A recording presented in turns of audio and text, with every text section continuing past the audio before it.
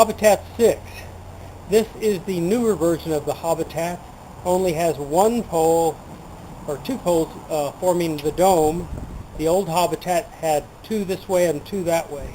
And then it's got some kind of side spreaders, which we're going to discover in a minute. Right now we're threading the poles, and Darlene's ahead of me.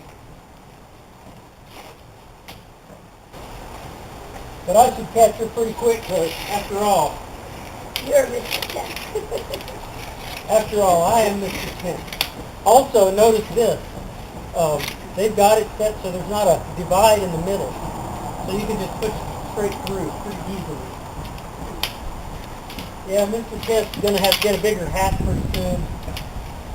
Oh, this has a bend. This pole definitely has a bend, and I see an S-curve there. It means it's been, either they're using older aluminum, or this has been stretched. We'll try to turn the bend this way and keep an eye on it when we lift. And same with this S-curve here. We'll just make the S-curve all curve this way, so we're kind of keeping an eye on it, okay? See how that one? Curve it so it curves toward you.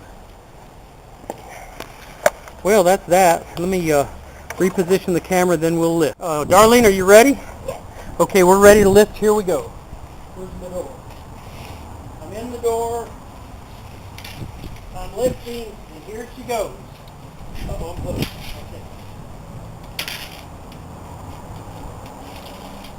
See that? I got hooked on two stakes. You don't have to read it. You lost it. See, look up. It popped out because I was hooked to a pole. Okay. There you go. You need to pull those stakes. Help yourself. Okay, it's done. Okay. I'll gather some slack. I'll wait for you.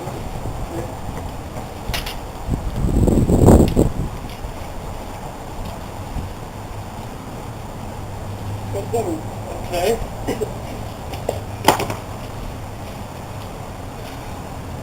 I'm trying to help her by gathering slack for her, but she's got to do the work.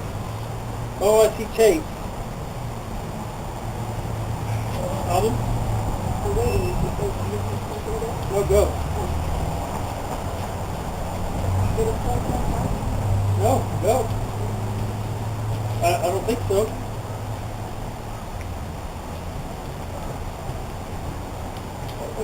They look all pretty good.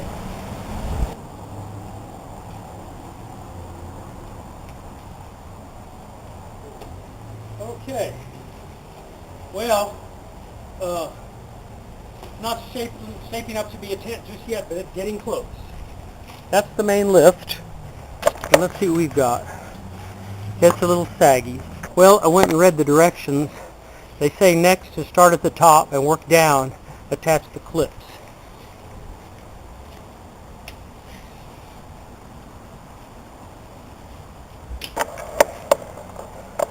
When they say start at the top, they mean it, and they mentioned it on the other Hobitats also. They always said put that top clip in. That tells me that they know something, like maybe you can break your tent if you don't follow directions. Okay, we got the clips in, but it's still not looking like a tent. Now come the side poles. Let's see if we can figure those out. Essentially, this pole is like a fly pole. We've got it connected at that far end. This is a Velcro. We're going to bend the pole, stick it in here, and now we're going to clip in over here. See, can you do it? Let's zoom in and see what she's doing here. Now she's clipping in. This seems to give the tent, pull the sides out. Oh, don't let that break. Mash it in there good. Need help? You're getting there. You're getting there. Good. Now let's look at this dynamic tension style tent. See how we're in Velcros at both ends, and then it has kind of wrapped around the side. Let me show you the straight down view. It's kind of hard to see it. It has kind of looks like a rainfly, in other words. I've got this one in here, and Darlene is preparing a bend. Let's see. She went ahead and bent it, and she's got it in on this corner. Now all we have to do is plug in. I think we ought to do the middle one first. Right? I'll help you if you need be. Kind of bright. Not gonna go? Yeah, it's gonna go. Don't break it, he said. Yeah, right. That's why you have me doing it. Speaking of which, when you break a tent pole, and you surely will if you build tents, come on, almost there. You will surely break a tent pole somewhere down the line, and Mr. Tent is pleased to tell you about tent pole technologies. The web page is polls4u.com, and they can replace any of these poles. They've got specs on every REI tent, every Coleman tent, everything. So when you break a tent, just go www.polls4u, and they'll help you. The prices are reasonable, and they have a pole for every tent. How are we doing? We got it done? Yes. Let's look at this. It's Mr. Tent. We're working this Hobitat 6, and we're noticing a certain slackness in the overhang, so much so that I thought it needed to have an extra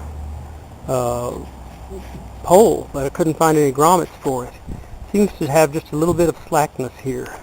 We went back and rechecked the directions, and we discovered that we have to slip it in that little grommet. Both poles have to go in the grommet. We had the gold one down here somewhere.